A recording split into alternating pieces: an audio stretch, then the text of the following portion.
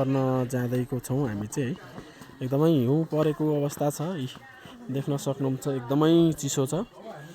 अब हामी चाहिँ मोटामोटी पुग्न लागेका छौँ पाथिभरा माताको दर्शन। एकदमै चिसो एकदमै जाडो मौसम छ हिउँ पनि एकदमै छ्याप्पै छ है एकदम धेरै छ एकदम 1 फिट जति नै छ एकदम हिउँ चाहिँ सेतम्मे छ है। अब चाहिँ हामी जाँदैछौँ एकदमै पाथिभरा माताले हामी सबैको कल्याण गर्नुहोस्।